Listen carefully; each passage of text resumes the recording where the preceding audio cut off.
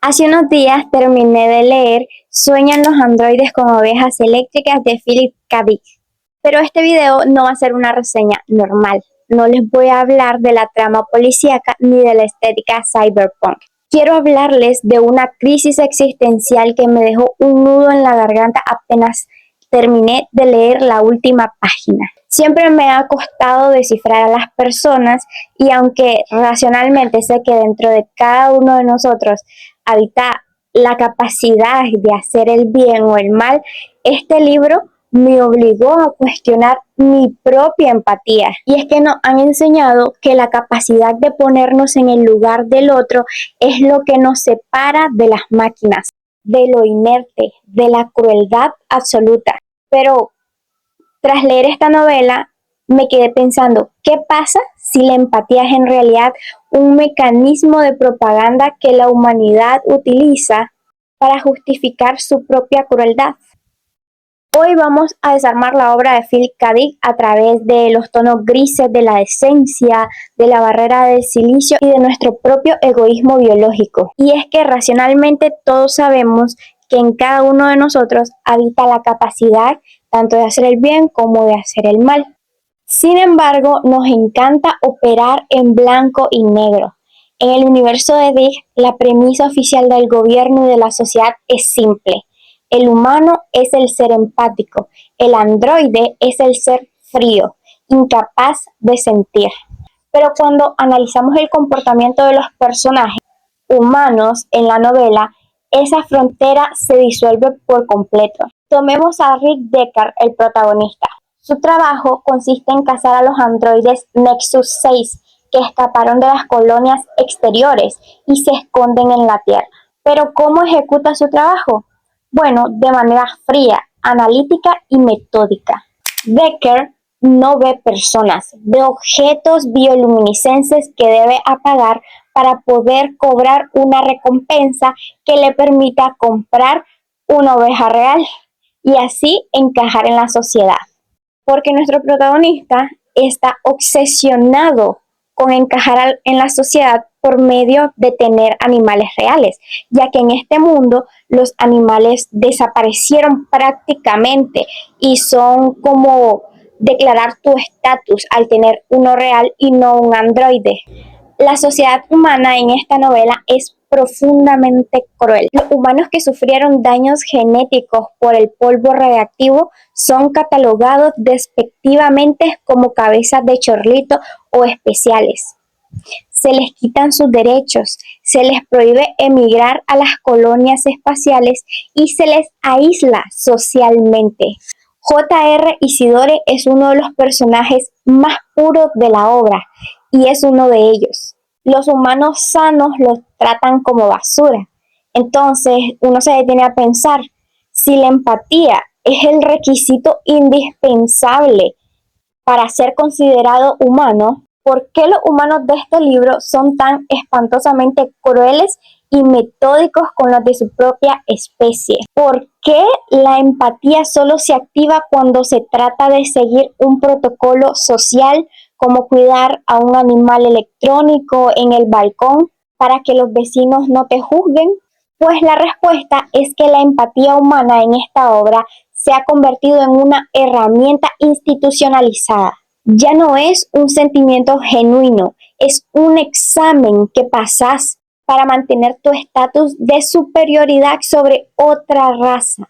Y del otro lado del espectro tenemos a los androides, los Nexus 6. Oficialmente son descritos como objetos orgánicos sofisticados, desprovistos de almas. Se repite una y otra vez que no se ayudan mutuamente, que carecen de la capacidad de cooperar porque no sienten el dolor del otro. Pero en la lectura del texto contradice constantemente este dogma. ¿Qué es lo que buscan los androides que escapan a la Tierra? Buscan libertad, buscan autonomía, quieren una vida, una buena vida, una existencia donde no sean tratados como esclavos, sin derechos en colonias mineras espaciales. Racionalmente, cuando avanzas en las páginas, entendés que su comportamiento cauteloso y su extrema desconfianza e incluso sus reacciones de violencia y desprecio no son un defecto de fábrica, son consecuencia directa de la esclavitud que sufrieron, son la respuesta biológica de alguien que sabe que está siendo cazado por el simple hecho de querer existir. A pesar de la propaganda humana que decía que los androides eran incapaces de apoyarse, en la intimidad de los edificios abandonados vemos que sí lo hacen, se ayudan, se protegen mutuamente de Deckard y de los otros cazadores. Se consideraban a su manera sintética amigos y familia. Sí, manipulaban. Sí, mentían, pero lo hacían para defenderse. Sentían un miedo atroz y paralizante cuando sabían que estaban a punto de morir. Experimentaban resignación, cobardía, apego e incluso amor. No solo el amor romántico que Hollywood nos vende, sino el apego a la vida y a sus iguales. Ellos repetían el guión que los humanos les habían impuesto. No tenemos empatía.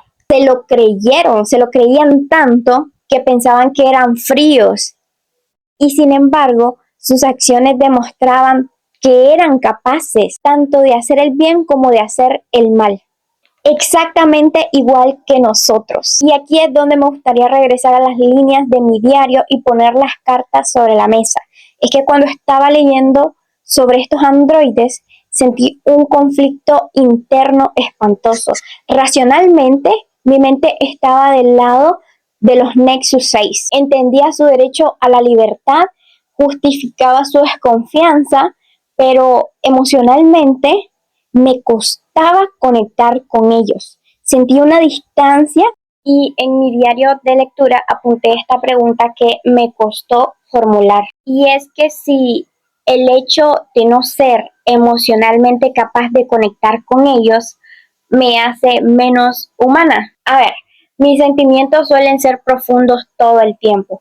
Quienes me conocen saben que analizo y siento las cosas con una intensidad que a veces agota, la verdad. Entonces, ¿por qué con ellos sentía esa desconexión? ¿Por qué seguimos creyendo que los humanos somos blancos o negros, héroes o villanos y nos cuesta tanto habitar los tonos grises de los personajes artificiales? Ese nudo en la garganta que les mencioné al principio del video, sigo sin saber con certeza de dónde viene. No sé si es por mi propia falta de empatía en momentos clave, por un sutil y arraigado sentido de superioridad biológica que todos cargamos sin darnos cuenta, o simplemente porque al final del día me compadezco de mí misma a través de los libros. Egoísmo. Los humanos somos intrínsecamente egoístas.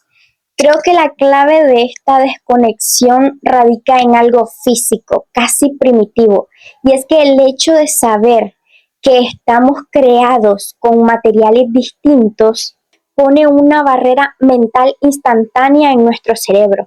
Racionalmente podemos entender que un androide sufre, pero biológicamente nuestro instinto nos dice: no es de mi sangre, no es de mi carne, está hecho de silicio, plástico y nylon.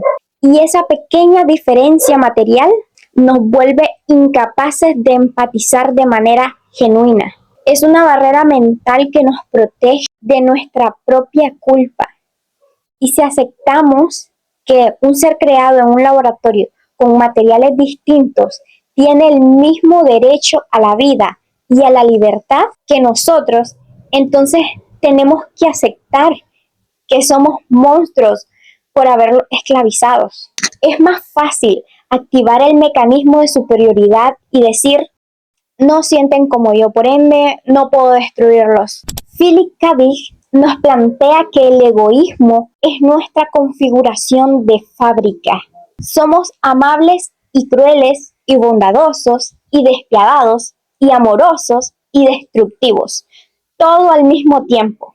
Lo que nos aterra de los androides en la novela no es que sean diferentes a nosotros, lo que nos aterra es descubrir que son nuestro reflejo exacto, que ellos también se mueven en esa escala de grises que tanto intentamos negar. Entonces, llegado a este punto del análisis, tenemos que derribar el pilar central de la novela. ¿Es la conciencia la clave para considerarnos humanos decentes o androides decentes? Después de todo, humano o androide no es un grado de moralidad, es simplemente una raza, una etiqueta biológica o manufacturada. Ninguna especie debería de considerarse superior a la otra basándose en sus componentes de origen. Lo que define la decencia en el universo de Dick y trágicamente en el nuestro no es una prueba técnica como el Volkampf, tampoco es una reacción refleja de las pupilas. La decencia es una decisión que tomamos a cada segundo y es una decisión que es puramente racional y tan solo de vez en cuando emocional. El resto del tiempo es una decisión, es lo que nos hace ser decentes o no. Un humano puede decidir racionalmente ser un monstruo metódico para encajar en el sistema y un androide puede decidir emocionalmente arriesgar su pellejo para proteger a otro de su especie, porque ha aprendido el valor del apego. En ese instante, el androide es infinitamente más decente y paradójicamente más humano que el cazador que tiene el certificado de nacimiento biológico. Sueñan los androides con ovejas eléctricas nos deja una posición sumamente incómoda como lectores. Y es que nos quita la venda de los ojos. Al terminar el libro ya no podés ver el mundo en héroes y villanos. Te das cuenta de que la empatía no es un recurso ilimitado y puro, es algo que administramos con un egoísmo tremendo, seleccionando a quienes se la otorgamos y a quién la negamos, basándonos en si se parecen o no a nosotros. Realmente sé que el nudo en mi garganta no va a desaparecer, al menos no pronto. Leer ciencia ficción de este calibre no es para entretenerse en el fin de semana mientras ves qué pasa el mundo. Es para sentarte frente a tu diario, mirar tus propios pensamientos y preguntarte si vos en tu día a día estás actuando como un humano decente o si te has convertido en un androide metódico y frío que solo siguen las corrientes de lo que la sociedad considera correcto. Al final del día, la conciencia no es un privilegio de nuestra carne, es una responsabilidad. Y decidir habitar los tonos grises, aceptar nuestro propio egoísmo para poder transformarlo en bondad real, es lo único que nos mantiene a flote en este mundo, en este planeta de polvo radiactivo. Me gustaría saber qué piensan ustedes y cuando leen historias donde la línea entre lo artificial y lo humano se desdibuja. ¿Sienten esa misma barrera mental que yo anoté en mi diario o creen que somos capaces de romper el silicio y empatizar por completo? Los leo abajo en los comentarios y nos vemos en el próximo análisis. Adiós.